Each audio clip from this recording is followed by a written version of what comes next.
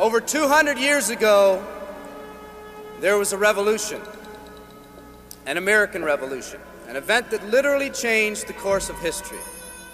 It was led by a group of unsatisfied people. People who were tired of being told what they could do and when they could do it. People were fed up with their lack of choices and their lack of personal freedoms. People fed up with their lives being controlled by others. Fed up with being oppressed, fed up with being manipulated. They finally said, enough, I've had it, and I'm not going to live like this anymore.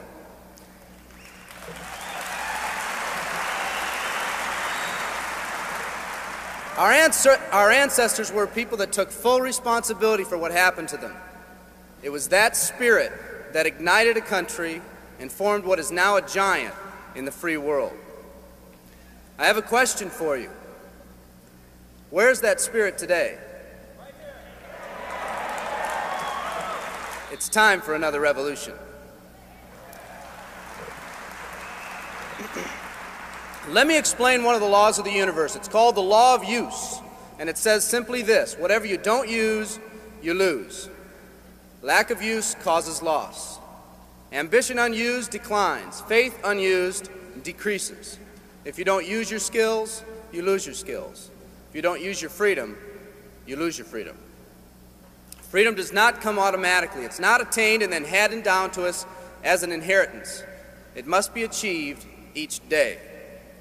At the turn of the century, in the year 1900, less than 10% of us worked for other people or the government.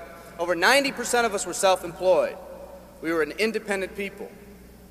In 1980, only 80 years later, over 90% of us worked for the other people or the government. Less than 10% of us were self-employed. We changed from an independent people to a dependent people. We'd slowly shifted from a people who took full responsibility for everything that happened to them to a people who've become talented and practiced at the art of blaming others for their problems.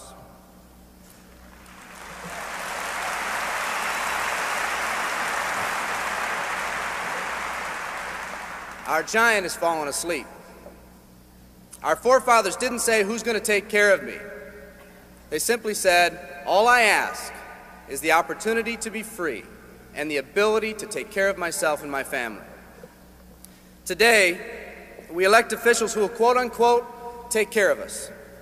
We cry out against anyone who dares to ask us to provide more value in the workplace. We do everything we can to spread around the suffering in our society, and yet no one is willing to step up and be part of the solution.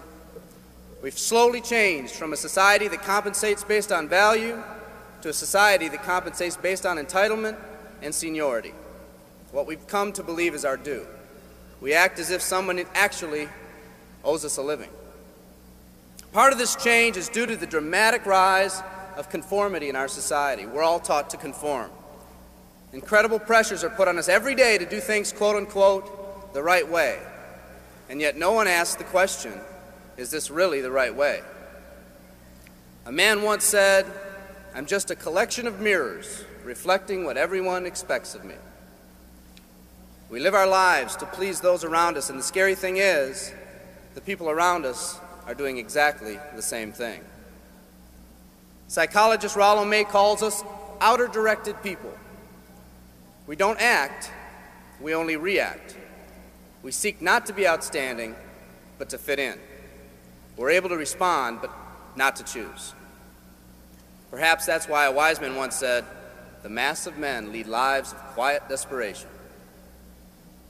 In order to change, we need to become inner-directed people. People with our own purpose.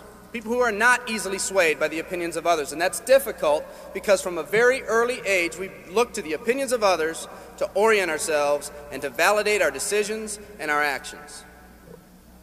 Nietzsche said, we need more strong people in this world because the weak, by their sheer mass, are forcing weak ideals and weak values on us all.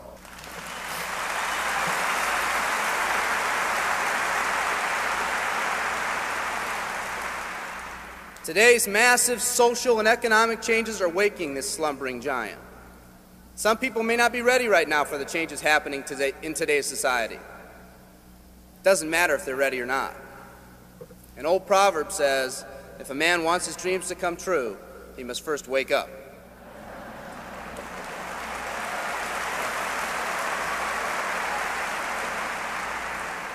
I, for one, am glad for the radical changes in our society because I believe that within that crisis, we will find that independent spirit that once pioneered this country. Some of us are finally ready to change. The displacement of our workforce has caused many of us to start searching for something better.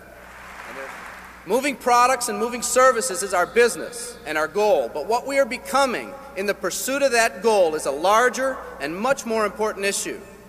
The rekindling of our independent spirit has more lasting value.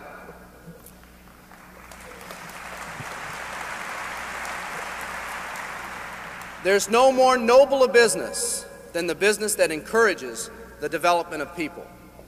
Every living organism has one and only one central need in life: to fulfill its own potentialities. The acorn becomes an oak, the puppy becomes a dog, and that's all that's required of the oak and the dog. But the human being's task in fulfilling his or her nature is much more difficult. The reason is, unlike any other living creature on this planet, you've been given the dignity of choice. You'll not grow like a tree. You'll grow only as you plan and choose to grow. When a person chooses to live, two things happen. First, assuming responsibility for themselves takes on a whole new meaning. They accept responsibility not as something they've been saddled with, but as something they themselves have chosen. The second thing that happens is that discipline from the outside is replaced by self-discipline.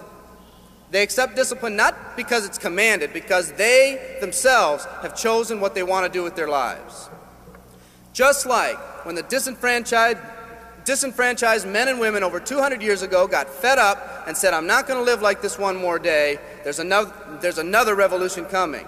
It's coming not just from Americans, but from people all over the world.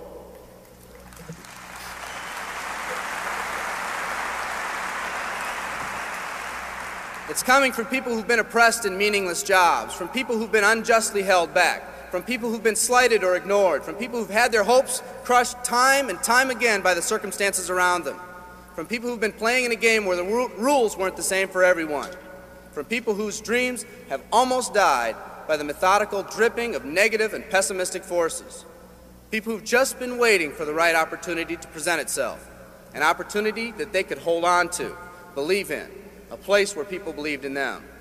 I hear the rumbling of this coming revolution every day. The old rules are changing, and society is finally ready for that change. Will people try to persuade you not to rise up? Yes, they will, and sometimes with the best of intentions. But we must fight anyone or anything that tries to influence us against our freedom.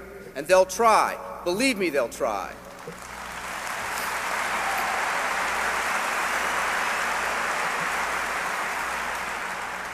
They'll try to suggest you off course, to nudge you off course, to distract you off course. There's another revolution coming, and it's going to be led by a group of unique and courageous people like you.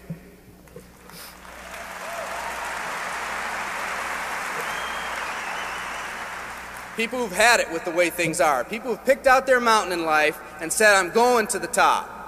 And if someone tells you you can't climb mountains, you don't have any experience, you tell them, "I'm going to the top."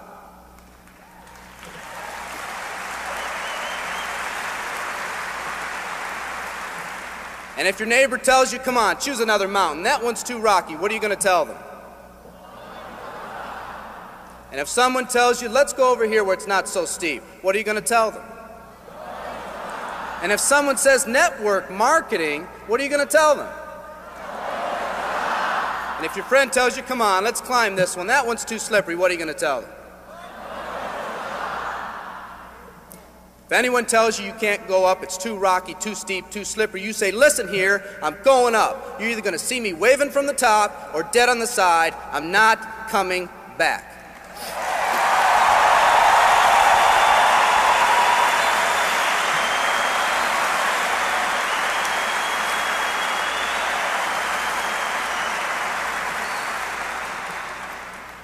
There's something about the do-or-die attitude. It's almost like when someone has a do-or-die attitude, time, fate, and circumstances seem to get together, have a hasty conference, and say, they say they're going to do it or die. We might as well let them have it.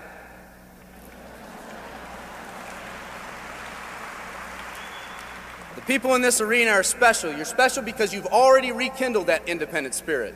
You've already said that you're not going to conform to negative pressures around you. You've all said enough, I've had it, and I'm not living like this anymore.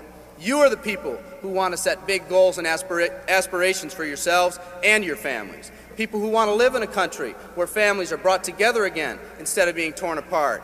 People who want a country where once again owning your own business and controlling your own destiny is commonplace.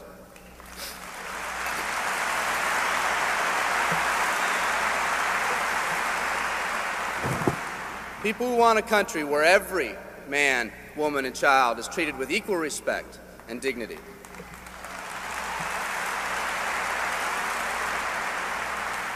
People who will pay any price so their families will not live with the legacy of maxed out credit cards and unfulfilled promises.